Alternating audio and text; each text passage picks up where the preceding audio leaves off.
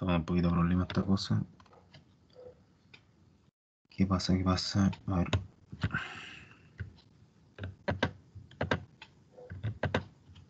Ya. Entonces la nomenclatura de los bancos, ¿qué quiere decir?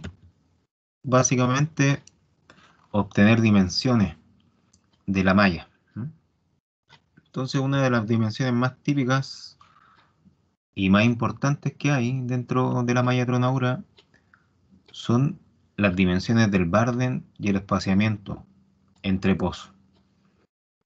Ya, así que eso vamos a estar viendo.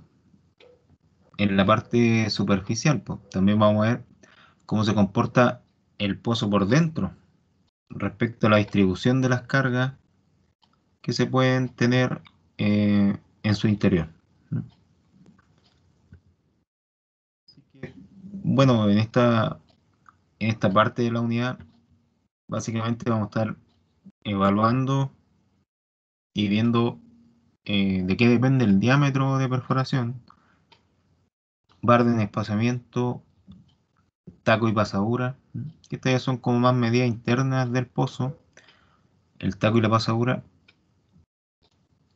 También temas del precorte, relativamente detallados de cómo hay que hacer esta parte de los bancos, que es el precorte, cuáles son las condiciones principales que deben cumplir, como por ejemplo el diámetro de los pozos y el espaciamiento entre ellos, que es diferente al resto de la malla, porque es una zona de especial cuidado, ya que tiene que ver con el contorno de la explotación.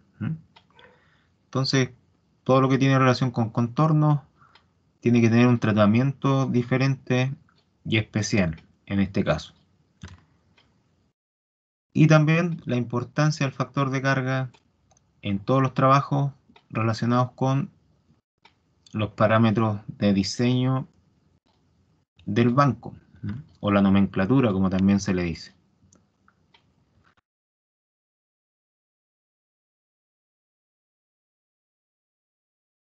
Entonces, dentro de estos parámetros van a haber algunos que van a depender directamente de la tronadura y otros que no. Otros que van a venir de diseños previos como los geomecánicos. Ahí los geomecánicos tienen mucho que decir al respecto, por ejemplo, con temas de la altura de banco o de la inclinación que van a tener los bancos o el talud completo. Ya, pero hay otros que dependen de la tronadura en sí, como la influencia que tiene la cara libre. Eso es uno de los parámetros que dependen de la tronadura.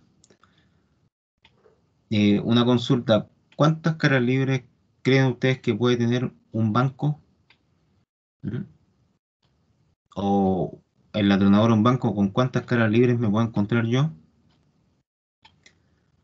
¿Alguien sabe cuántas pueden ser? ¿Mm? ¿Una o no, profe? Ya, por lo menos una, por lo menos una. Pero pueden ser dos y hasta tres, ¿ya? Eso es algo que en los bancos en este caso va a ser positivo. Ya después con una figura, una imagen, les voy a mostrar dónde están esas tres caras libres que podríamos tener. Pero sin cara libre sería complicado hacer una tronadura porque no tendríamos eh, por dónde liberar la energía. Entonces por eso se necesita la cara libre y la influencia que va a tener en la propagación de este material que se va a estar fragmentando. Bueno, Barden y espaciamiento también vamos a ver que dependen del diseño de tronadura, pero al mismo tiempo van a depender también del diseño general del rajo. Ahí vamos a estar tocando o viendo y estudiando los autores más sencillos, ¿sí? O las fórmulas que dan los autores que son más sencillas de utilizar, ya porque hay muchas más. de las que vamos a ver acá. ¿Mm?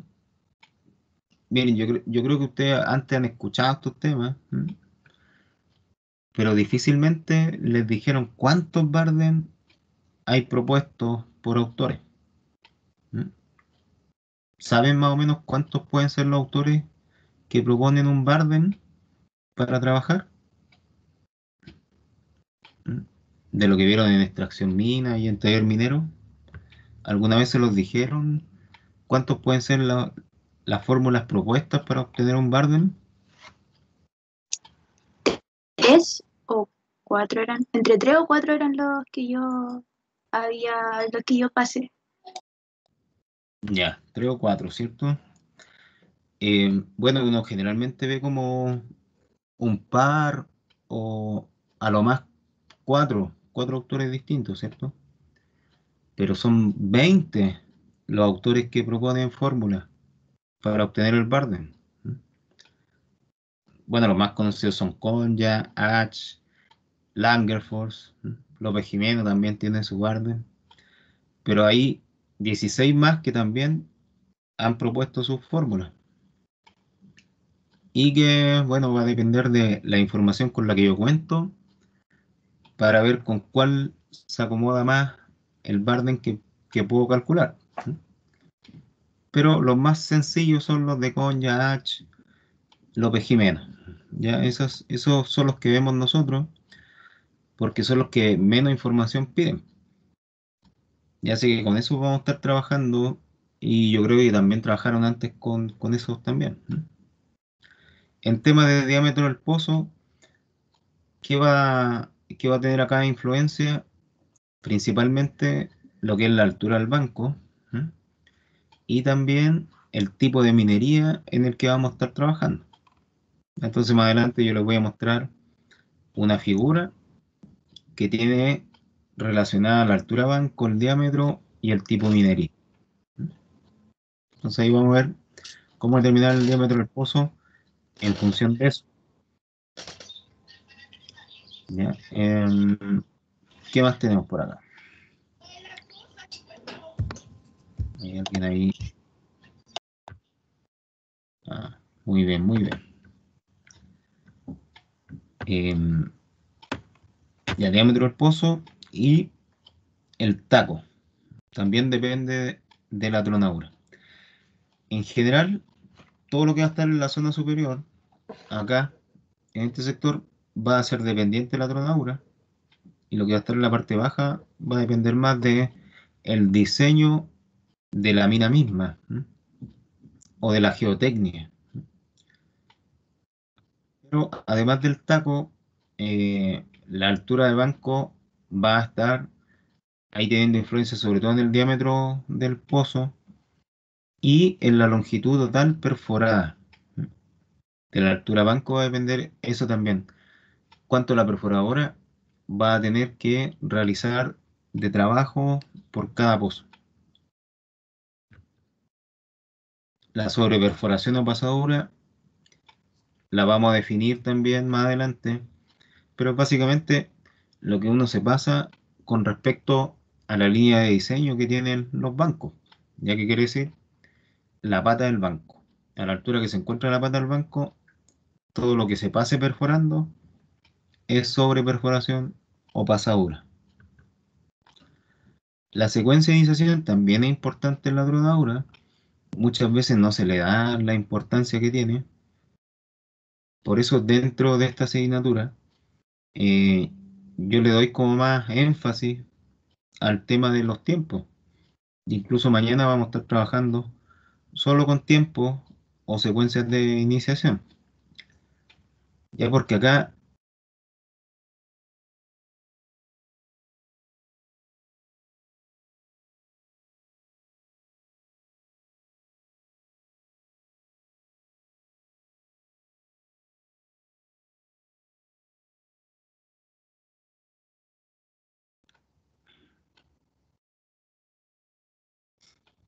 me caí parece.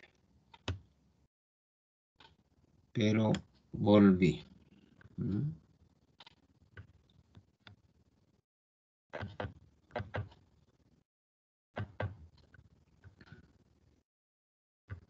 Sí, parece que sí, estoy de vuelta. Ya les comentaba entonces que vamos a tener, mañana vamos a estar trabajando con esos temas de las, las secuencias de iniciación. Ya porque el tiempo es súper importante al momento de obtener resultados.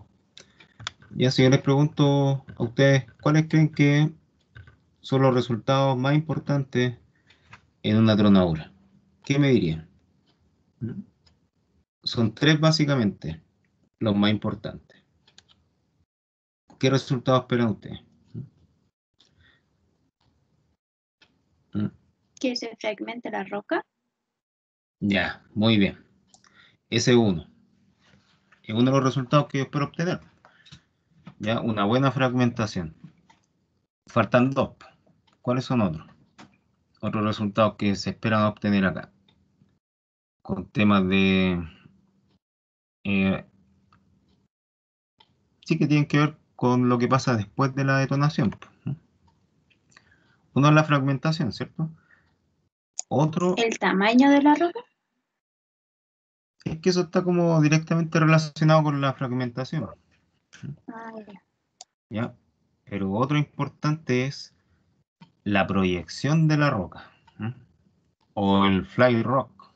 Ya que últimamente en minería se le dan muchos nombres en inglés a los términos, para que suenen como más abacanados. Fly rock, que significa proyección de roca.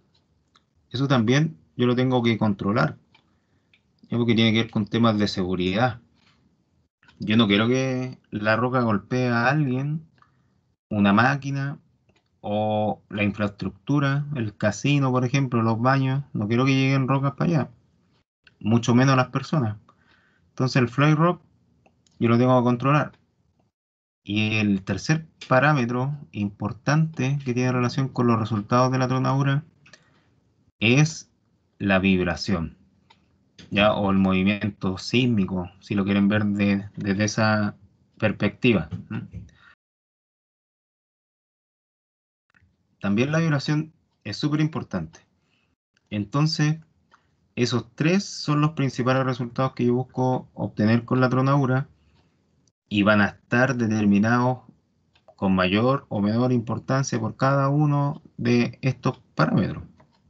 Ya todos afectan en que haya más o menos vibración o en que haya mejor o peor fragmentación o que haya más roca volando más lejos de lo que debería ir.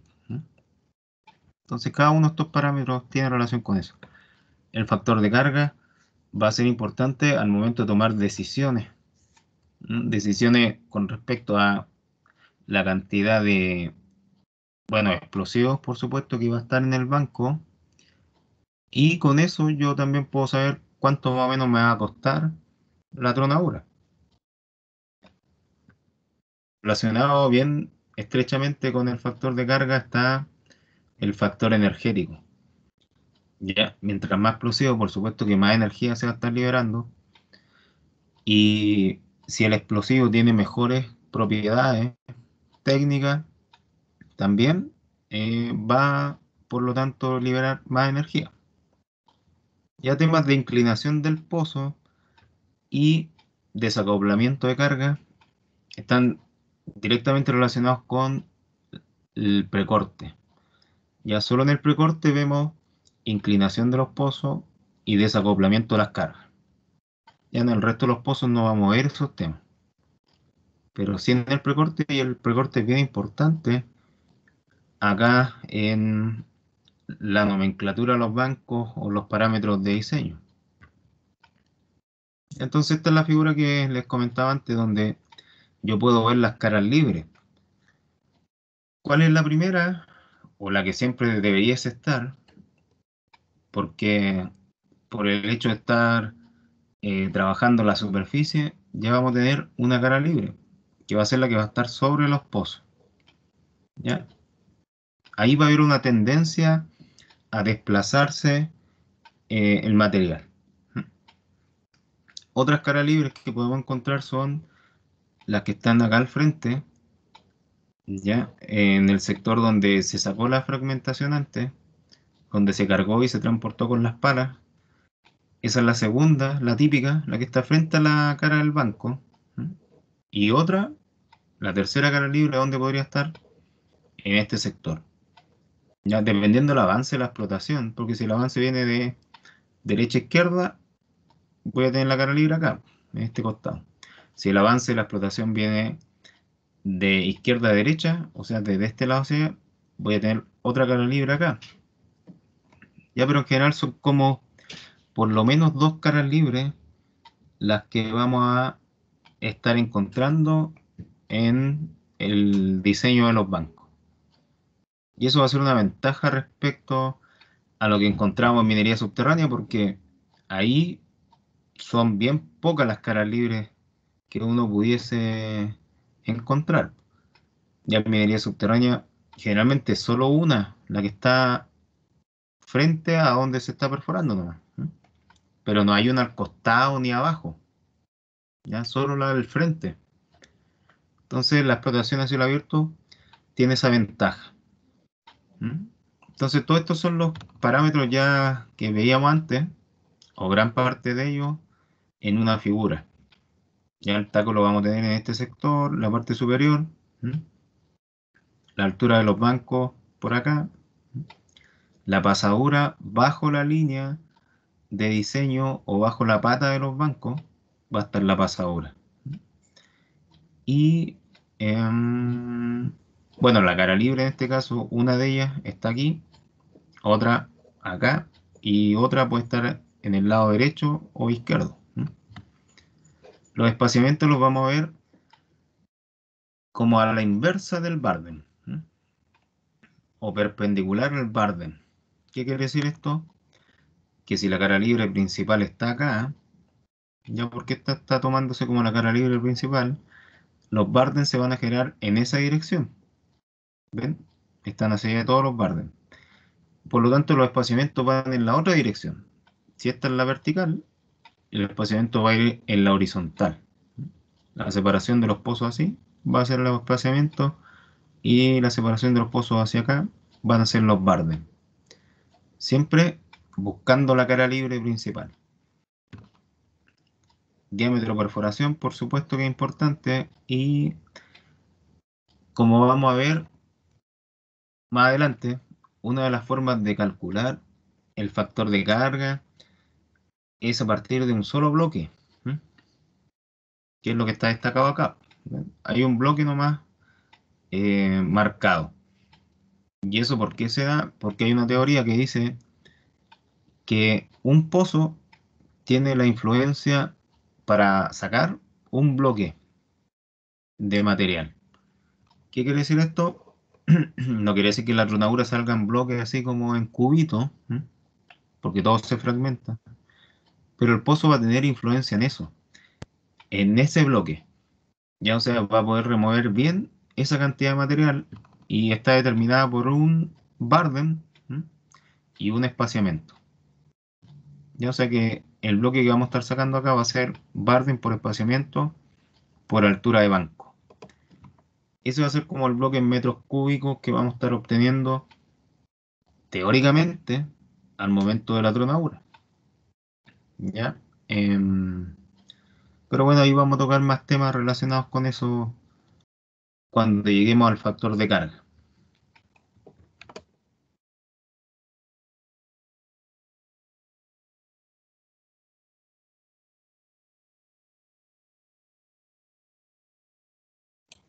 Y al respecto al diámetro de perforación que vamos a encontrar, que va a definir algunos parámetros como la altura banco, va a estar directamente relacionado con el diámetro. O sea, bancos más pequeños, diámetros más pequeños. Es casi una relación lineal que existe entre el diámetro de perforación y la altura del banco. Y así que, por ejemplo, bancos de 15 metros de gran minería debiesen tener diámetros de los pozos de unas 350 milímetros. ¿Mm? Bueno, los diámetros se dan también muchas veces en pulgadas, así que posiblemente lo van a escuchar más en pulgadas que en milímetros, pero aquí están en milímetros. Por ejemplo, un banco de 3 metros, que esto ya no se ve en minería metálica, esto es como ya minería no metálica o canteras. Banco de 3 metros, diámetro de 76, perdón, diámetro de 76 milímetros. ¿Ya? Bancos de 5 metros, también minería no metálica, principalmente canteras de piedras ornamentales, ¿ya? Rocas de silicatos, calizas, de ese tipo. Diámetro de 102. ¿Qué quiere decir esto? Que 76 milímetros van a ser equivalente a 3 pulgadas y 102 a 4 pulgadas. Ya sea, los bancos pequeños van a llegar hasta 4 pulgadas generalmente. Y en el caso de bancos ya que encontramos en minería metálica, que son de 8 metros en adelante, hasta 15 o 17, ahí ya los diámetros van a ser distintos, pues de aproximadamente 6 pulgadas y media hasta 12 pulgadas y media. ¿Ya? Eso es como lo más común encontrar en minería metálica, dependiendo si es mediana o gran minería en la que estamos trabajando. Entonces el diámetro igual va a tener influencia. Por ejemplo, los diámetros pequeños encarecen más la tarea. ¿Ya qué quiere decir esto? Que no quiere decir que yo esté invirtiendo más en explosivos en la tronadura. Esto que tiene relación con los mayores costos y con la operación más lenta, tiene relación con que yo estoy invirtiendo más por tonelada removida. ¿No? Así se ve este tema. No quiere decir que entre una malla pequeña y una grande esté gastando más en la pequeña, sino que para remover una tonelada de esa roca en la malla pequeña estoy gastando más que para remover una tonelada en la malla grande. Ya con eso tiene relación los mayores costos y la operación más lenta en bancos o diámetros pequeños. Además que hay una probabilidad más alta de que queden tiros quedados. ¿Mm? Valga la redundancia. Ya así que por esos temas, bueno, prácticamente la minería metálica no se explota en bancos pequeños. Ya por eso y otros temas más. También porque se requiere una producción mayor, más movimiento material. Entonces los diámetros grandes, que tienen relación con bancos grandes o gran minería a cielo abierto, nos van a otorgar una disminución de los costos de perforación y tronadura que al final se van a traducir en optimizar el proceso. ¿Ya? Así lo vamos a estar viendo. Como una optimización de los procesos porque para remover una tonelada yo estoy invirtiendo menos lucas en perforadora y en explosivos. ¿Ya? Así lo tenemos que ver desde esa perspectiva. Va a aumentar los rendimientos de la perforadora y también del cargueo de los pozos porque al utilizar camiones para cargar estoy llenando el pozo mucho más rápido que cuando se hace manualmente con los viejitos ahí vaciando en los pozos ellos el explosivo. Ya el cargueo mecanizado permite eso, optimizar los tiempos. No necesariamente un diámetro pequeño quiere decir que va a haber menos carga de explosivos. ¿Mm? Porque en este ejemplo yo veo, bueno, 3 bancos diferentes y 3 diámetros diferentes, pero con la misma cantidad de kilos de explosivo dentro. ¿Mm? Entonces, ¿de qué va a depender básicamente la cantidad de carga que yo puedo suministrar en cada pozo? No solo del diámetro, ya porque va a depender del taco que voy a dejar eh, y la cantidad de explosivo que por supuesto va a estar dentro del pozo. Entonces, en este caso yo tengo un diámetro pequeño, pero como tengo un taco pequeño también, la cantidad de kilos es la misma acá y acá. Ya no siempre diámetro pequeño significa poca carga explosiva. En general estas 3 configuraciones de carga que tenemos aquí están malas, ¿ya? ninguna da como justo con lo que se necesita. Pero son ejemplos de que no necesariamente diámetro pequeño significa poca carga explosiva. Ya tiene que haber un diámetro o una carga explosiva fundamentada científicamente en base a las condiciones del macizo para poder generar un buen carguillo al pozo. Ya esto no se hace al ojo. Ya no, o sea que yo tengo un pozo de 10 metros, no quiere decir que tenga que cargar 5 y 5, así como 5 explosivos y 5 tacos. Tienen que haber un análisis más técnico o más científico para poder determinar cuánto va a ser la longitud de la carga explosiva. Entonces esta es la gráfica que les comentaba antes de la relación que hay directa, lineal, porque esta línea media es como la relación lineal que hay entre las alturas del banco y los diámetros de perforación.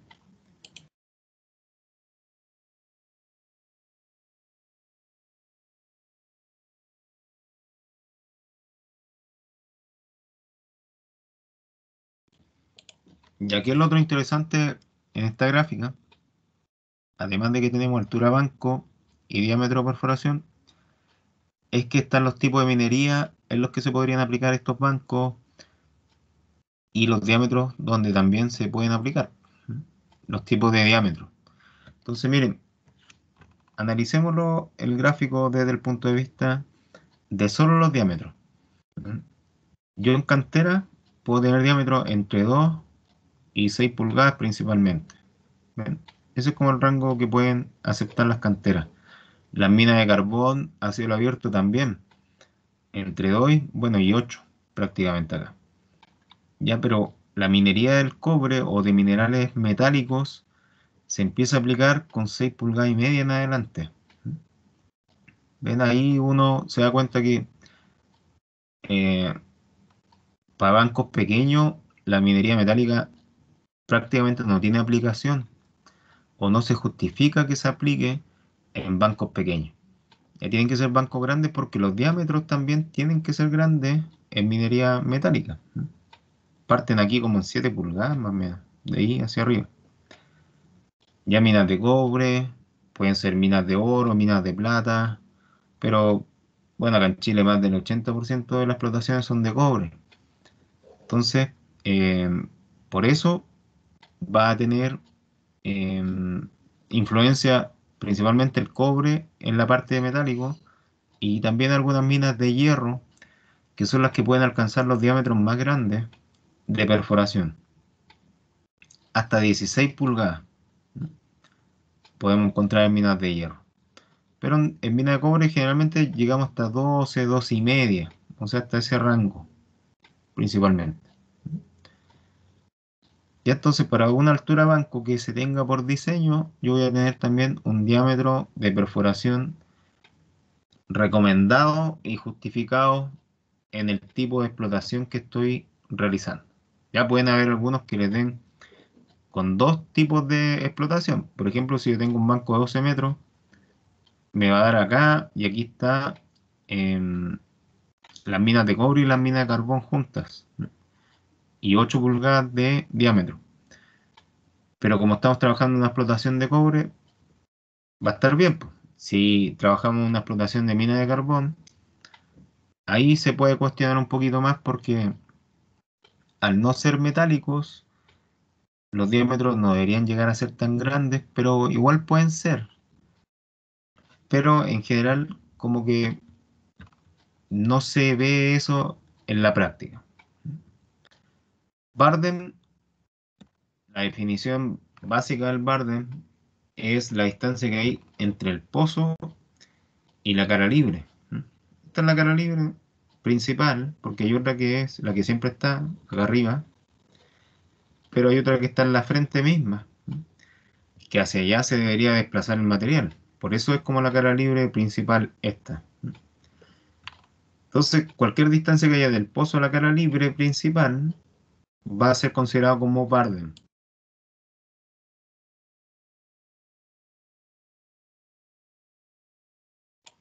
¿Ya? En este caso, el Barden se justifica o se respalda en que tiene que estar justo en un nivel donde yo no proyecte mucha roca y donde yo fragmente bien.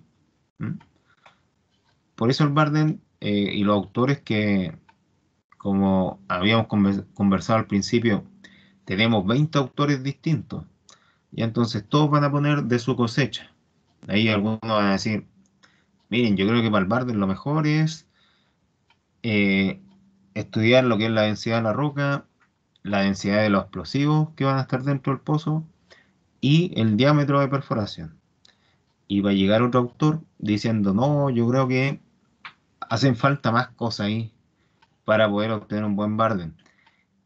Falta también propiedades sísmicas de la roca, de la velocidad, eh, y velocidad de detonación del explosivo, para ver cómo se va a comportar el resultado de la tronadura. Y otro va a decir, pero sí, está bien eso, pero les faltan otras cosas más como la potencia relativa en peso del anfo, la constante geomecánica de la roca, etcétera, etcétera, ¿ya? Entonces, el autor que le quiera poner más color, más variable, va a integrar ahí al tema del Barden.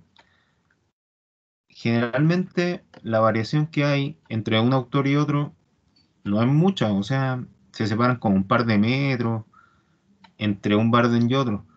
Y eso igual afecta a los resultados. Ya por más que sean 1 o 2 metros de diferencia, igual afecta al resultado. Pero bueno, ahí nosotros por lo menos trabajamos con Barden más simple porque tampoco tenemos mucha información para poder aplicar a los ejemplos.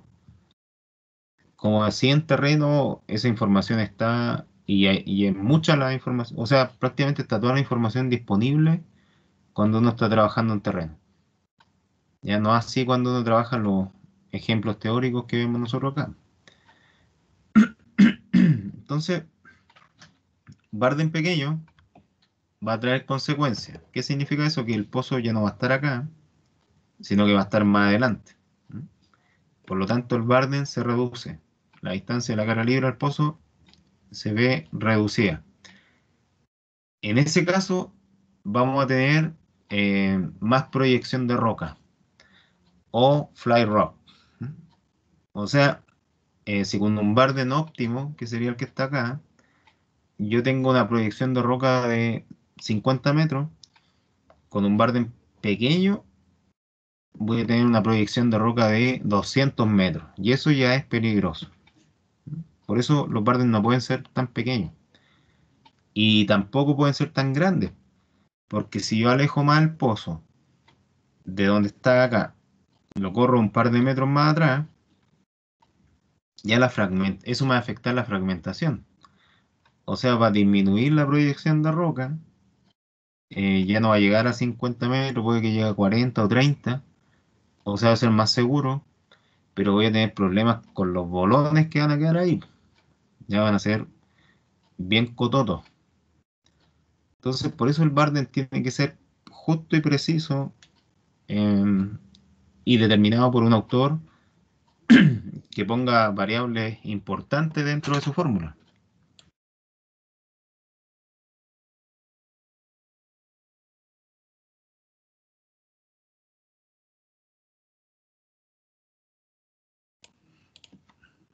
Y así que eso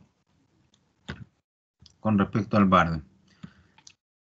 De la bibliografía que tenemos vigente, o la más utilizada, tenemos Konya. Konya, esta es la fórmula que propone. Quizás en otra asignatura como extracción mina 2 o taller minero, a ustedes le dieron una fórmula de Konya distinta, con otras constantes. En general, la estructura es como la misma, pero puede que tenga otras constantes acá y acá. Eso tiene que ver solo con la unidad de medida con la que se está trabajando. ¿Ya? Solo con eso. ¿Qué es lo que yo estoy trabajando acá en el Barden de Konya? O lo que yo espero de resultado es que me den metros. ¿Mm? Porque esa es la unidad de medida que nosotros utilizamos. Nosotros trabajamos con el sistema internacional. Y ese sistema está en metros, kilos y segundo parece que es lo otro. ¿Ya? Entonces, si quieren trabajar con el sistema inglés, las mediciones van a estar en pies, en libras y segundo parece que también, sí. Ya entonces todo depende del sistema en el que uno esté trabajando. Nosotros en América trabajamos con el sistema internacional. En Europa se trabaja más con el sistema inglés. Ya por eso tiene estas constantes. El 0024 y el 0018 lo que va a hacer es transformar la densidad de la roca que está en gramos centímetro cúbico y el diámetro que está en milímetros, que así lo pide Conja en su fórmula, en milímetros, lo va a llevar todo esto a la juguera para darme un resultado en metros. ¿Mm? Así yo voy a tener el Barden, en metros. Por eso las constantes acá son distintas a las del sistema inglés, por ejemplo, que parte con 1,5. Ya porque el Barden lo van a tener en pies, en ese caso. Y quizás antes se los pasaron en pies, pero como nosotros trabajamos con metros, no tiene sentido verlo en pies. Y después volver a transformar ahí para llevar a metros. Mejor directamente trabajarlo en metros. H tiene las mismas variables de Conja en su fórmula. Ya tiene también diámetro de perforación, densidad del explosivo y densidad de la roca. Son las tres variables principales con las que trabaja Conja y H. ¿Cuál es la diferencia? Que proponen distintas relaciones matemáticas, uno y otro. Por ejemplo, H integra acá una raíz cúbica en la relación del explosivo y la roca. Ya, pero en general las unidades son las mismas. Diámetro de perforación milímetro, densidad del explosivo y de la roca en gramos por centímetro cúbico. Y el Barden como resultado, por las constantes que están aquí y por la raíz cúbica que está acá, va a dar por consecuencia en metros. Así lo vamos a tener. Barden en metros. Y otro autor, que por lo menos a mí me gusta utilizar harto en los ejercicios, es López Jimeno. Ya López Jimeno lo que hace el manual de perforación de tronadura de López Jimeno es simplificar las cosas, ¿ya? O a veces mejorarlas desde el punto de vista de él. Entonces, ¿qué es lo que hace aquí? Toma la fórmula de H y la trata de mejorar, incorporándole más factores y más variables dentro de la fórmula. Entonces, esta es la de López Jimeno. Tiene una constante de 0,76, un diámetro en pulgadas en este caso,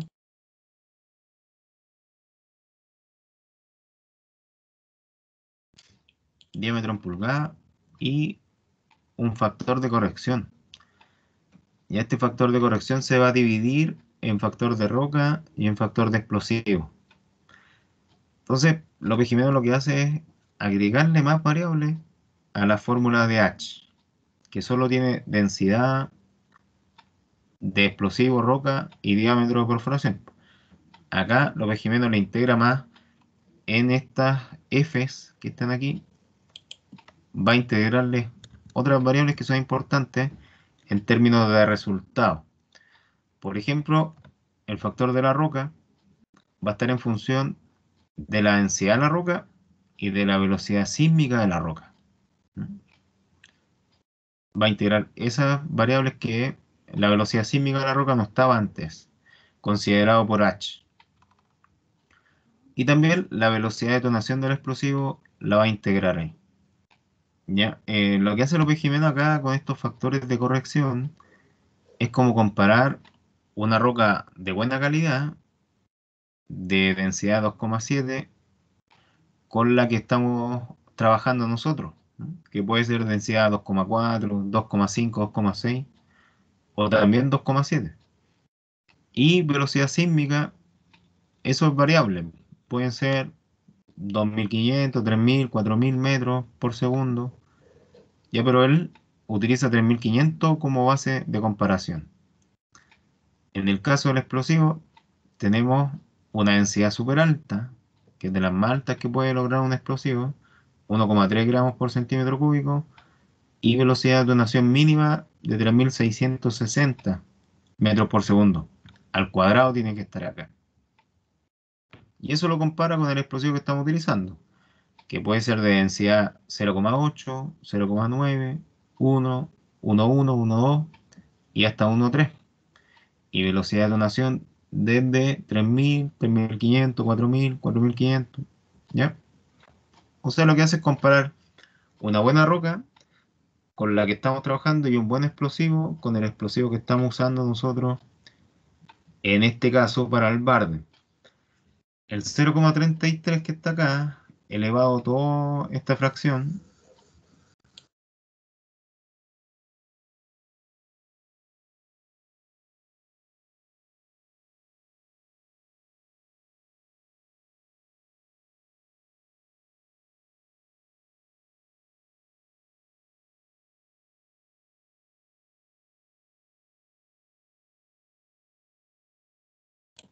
ya disculpe, el 0,33 que está ahí, elevada a la fracción, tiene relación con una raíz cúbica.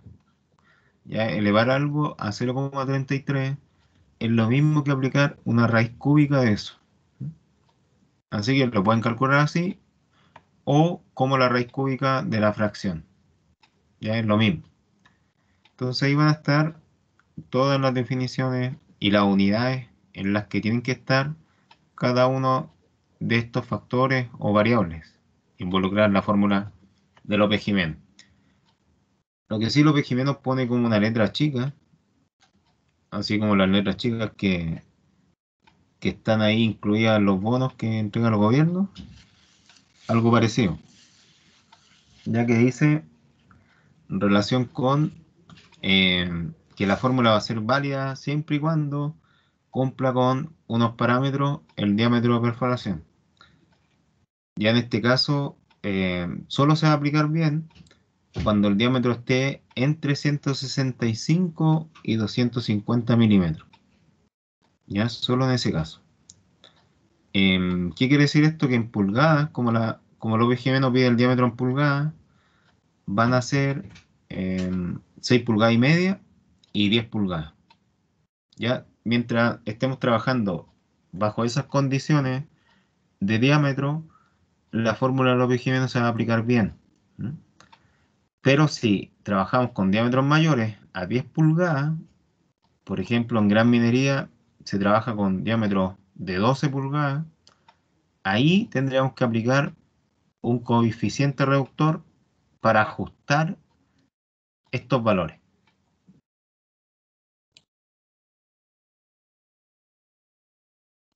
¿De cuánto es el coeficiente reductor? De 0,9. O sea, lo que hace López Jiménez es que si los diámetros son muy grandes, reducir la fórmula al 90% del valor del barde. Eso es lo que hace con este coeficiente reductor que está acá de 0,9. ¿Ya?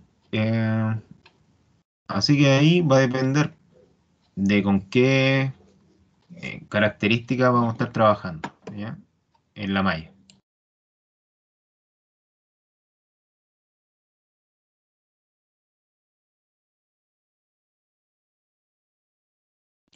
Ya con respecto al espaciamiento, miren, Konya propone su fórmula de espaciamiento. Los otros autores también, por supuesto, H y López Jiménez, pero la de Konya como que tiene un poco más de prestigio, podríamos decir, porque involucra la altura de banco. ¿Mm? Konya hace una relación con respecto a la altura de banco. Dice que si la altura de banco es mayor o igual a 4 veces el Bardem, el espaciamiento va a ser igual a 1,4 veces el Bardem. ¿Mm? Y en el caso contrario, que es la mayoría de los casos, que la altura de banco sea menor a 4 veces el Bardem, el espaciamiento va a ser este. Altura banco más 7 veces el Bardem dividido en 8.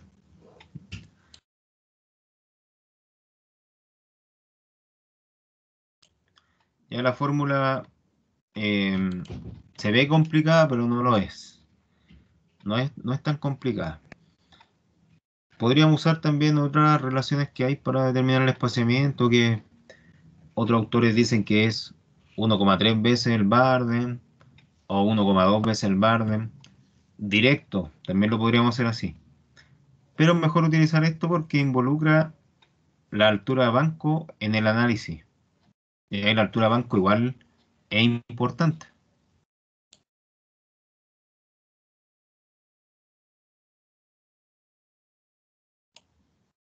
En esta malla vamos a tener acá la disposición de los pozos. Eh, Miren, se ve como un poco extraña en el caso de que queramos ver si la malla es trabada o es cuadrada. ¿Ya? Ahí, en este caso, ¿qué creen ustedes? ¿Que esta malla es cuadrada o es trabada?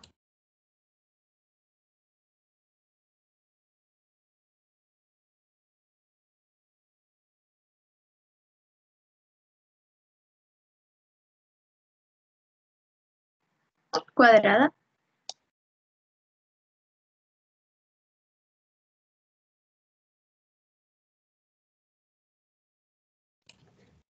Cuadrada. eh, miren, se ve como inclinación, ¿cierto? De los pozos acá. Bueno, todo depende cómo uno la quiera ver, ¿no? La malla, porque, claro, algunos pueden ver la cuadrada, otros como triángulos también que se van generando entre los pozos. La verdad es que esta malla no es cuadrada cuadrada, porque se generan como rombos entre los pozos. Hay rombos entre ellos. No hay como cuadrados perfectos. No hay ángulos rectos, completamente rectos entre ellos. Entonces va a ser una malla trabada. ¿Ya que quiere decir eso? Que no hay ángulos rectos entre los pozos, sino que se forman como triángulos o rombos entre ellos. ¿Ya? Y eso tiene relación con que el Barden y el espaciamiento van a ser distintos. Y entonces se pueden dar ciertas situaciones con Barden y espaciamiento.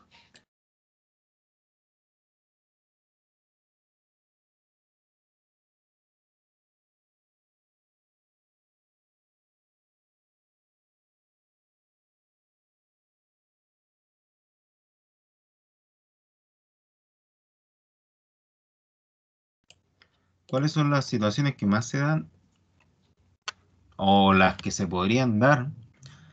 Es que el Barden sea más pequeño que el espaciamiento. ¿Ya? Esa es una. Otra que se puede dar es que el Barden sea igual al espaciamiento. ¿Mm? Y otra que no se puede dar es que el Barden sea mayor que el espaciamiento. Ya en ningún caso el Barden puede ser mayor que el espaciamiento. Solo puede ser menor o igual, pero nunca mayor. Y entonces las mallas las vamos a encontrar así, como nomenclatura. Barden por espaciamiento. Eso va a significar cuando ustedes vean una malla de 7 por 8, significa que están multiplicando Barden por espaciamiento. ¿Ya? Y el primer número siempre es el Barden. Si encuentran una malla que es de 9 por 8, significa que algo raro hay. Porque el Barden nunca puede ser mayor que el espaciamiento, pues, ¿ya? Y esto eh, tiene una explicación. Básicamente es que yo necesito desplazar esta pila de mineral o de material en la dirección que está acá, pues, a la cara libre. Entonces por eso el Barden tiene que ser menor, ¿ya? Para que se desplace en esa dirección. Si el Barden fuera mayor que el espaciamiento, esto se desplazaría hacia los costados, ¿m? Y no hacia adelante. Entonces el material no se estaría moviendo mucho ni fragmentando de la mejor forma. Ya por eso el Barden tiene que ser menor o igual al espaciamiento. En ningún caso puede ser mayor. La pasadura o sobreperforación, donde se va a estar viendo dentro del pozo, va a ser en la parte que va a pasar la línea de diseño al banco.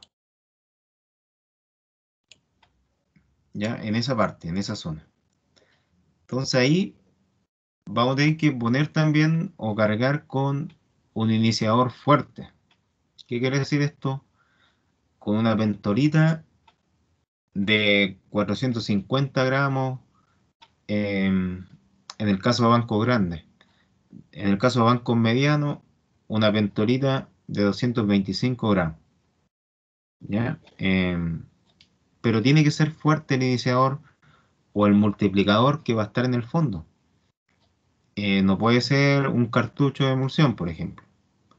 Ya porque esos explosivos no son tan potentes ni tan fuertes como para iniciar la columna de ANFO, que son varios cientos kilos de ANFO los que pueden estar ahí sobre la pasadura. Por eso ese explosivo tiene que ser potente, como la pentolita. ¿En qué se justifica la pasadura? Básicamente eh, tiene como, tiene como fundamento o busca tener como resultado evitar que queden rocas ahí pasando como la línea de diseño de la pata del banco. O sea, la idea es que quede como un cráter en este sector, pero que en ningún caso quede como un cerro en este sector. Ya porque ese cerro de mineral va a costar mucho sacarlo después. Ya, por ejemplo, mandar una pala a sacar ese cerrito que puede quedar acá de mineral sería como tan absurdo como que una persona fuera con un chuzo a intentar sacar un lomo toro. ¿Mm?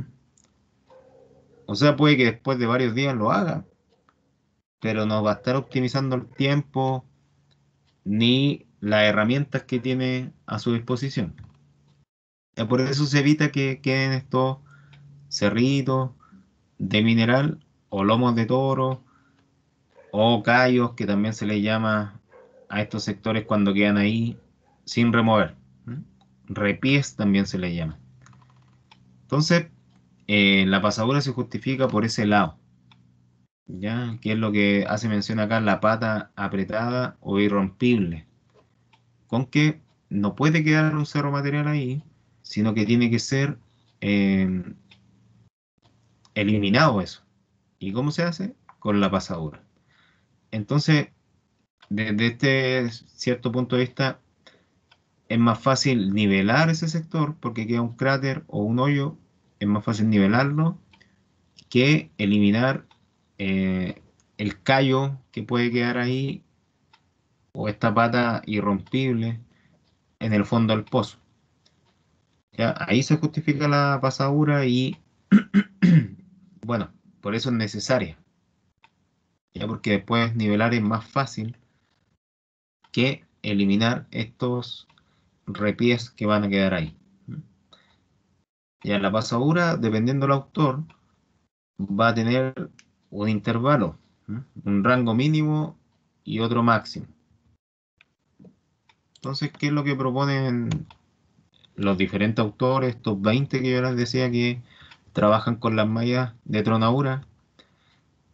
Bueno, una gran parte de ellos dicen que las pasaduras deberían ser consideradas como el 20% del Barden o multiplicarse por 0,2 veces el Barden. Otro grupo dice que podrían llegar a ser más, hasta 0,5 veces el Barden. Entonces, ¿qué vamos a hacer nosotros? Vamos a trabajar como con el promedio en este caso. Vamos a trabajar con las pasaduras que generalmente van a ser el 30% del Barden o que se tienen que multiplicar por 0,3, que ese es como el valor promedio que hay entre el mínimo y el máximo aquí. Ya 0,3 veces el Barden. Esa es como la pasadura más óptima que podríamos utilizar en un diseño. Ya si tenemos mínimo y máximo, lo mejor es sacar un promedio y trabajar con eso.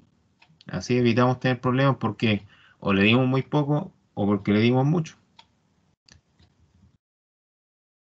En el caso del taco, aquí vamos a ver cuál es la importancia del material del taco. Y hay también la longitud que debería tener, pues, ocupando el sector interno del pozo acá. Entonces, vamos a tener que el taco también se presenta como mínimo y máximo, ¿m? Dependiendo del autor que yo utilice.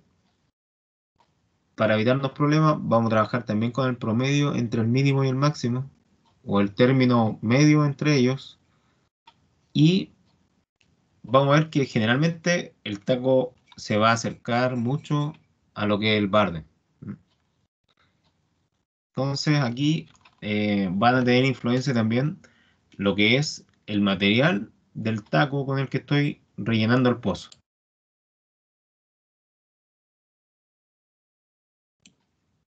¿Cuál es la función? Me parece que ya se la había nombrado antes.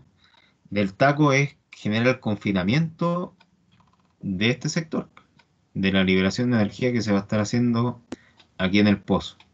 Entonces el taco funciona como el corcho de la champaña. ¿Mm? Esa es la función que cumple acá. Bueno, las botellas no se revientan ni se expanden hacia los lados, las de champaña, pero la idea es que en este caso, este pozo, que pasa a ser como parte de una botella, sí se expanda hacia los lados la energía por efecto del taco. ¿Ya? Que los gases que se van a producir acá y toda la energía liberada o transformada de la química se expanda hacia los lados. Entonces el taco está confinando o apretando y evitando que esa energía arranque aquí en la vertical, sino que se expanda en la horizontal y principalmente hacia el sector de la cara libre, que sería este. Entonces esa es como la función principal del taco en la nomenclatura de los bancos. Taco mínimo, algunos autores proponen que esté más o menos al 70% del barden y taco máximo 130 veces, o sea, perdón, 130% con respecto al barden. Entonces, el taco más adecuado va a ser una vez el barden, ¿ya? O 100% el barden, en este caso. Por eso los tacos van a ser generalmente muy parecidos o van a estar muy cerca del valor que es el barden.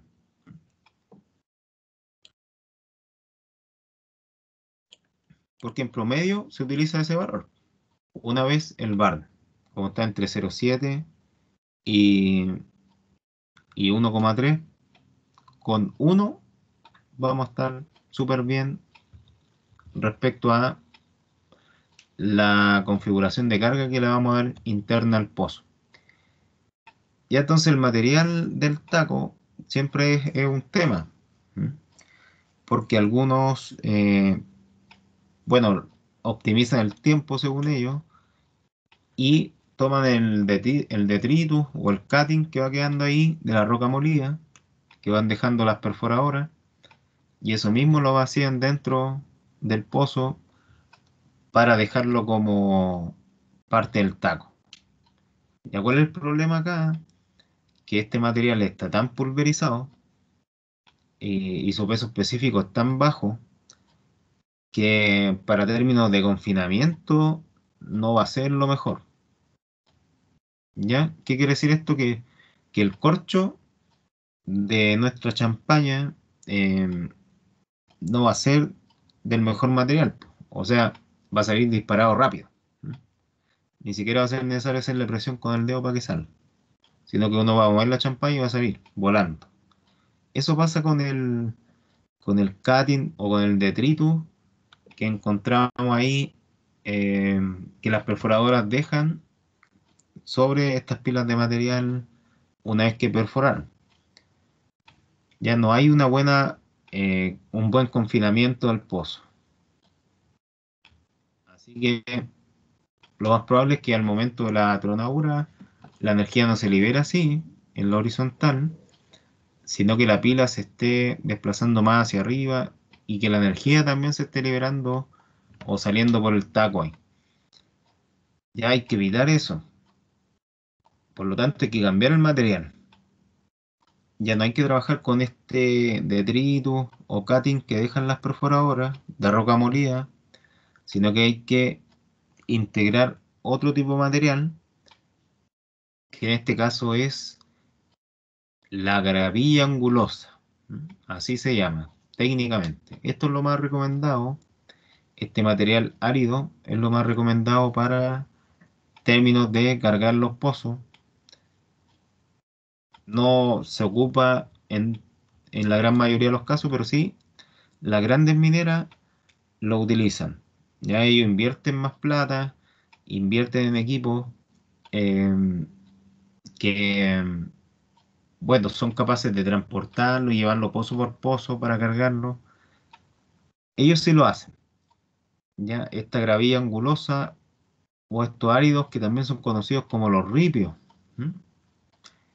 Se conocen como los ripios al momento de generar los cimientos de una casa, por ejemplo.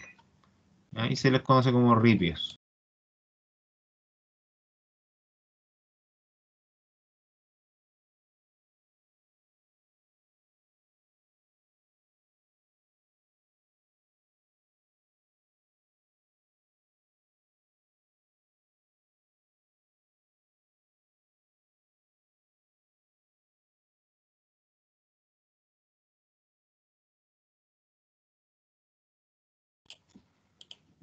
Una condición que tiene que cumplir esta gravilla o este material, si es que nos decidimos por utilizar el que se recomienda técnicamente, es que estas piedritas pequeñas deben ser unas 20 o 25 veces más pequeñas que el tamaño del diámetro. Ya, ya por ejemplo, vamos a tomar un diámetro de 100 milímetros o de 200 milímetros mejor, ya de 200 milímetros. ¿Cuál debería ser el tamaño de las piedritas? Unos 4 milímetros. A ver, déjenme ver si se viene el cálculo. Mejor lo voy a hacer con calculadora.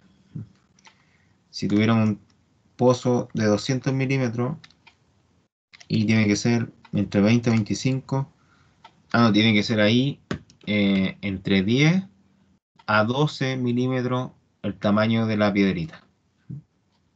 O sea, 20 a 25 veces más pequeña que el tamaño del diámetro del pozo.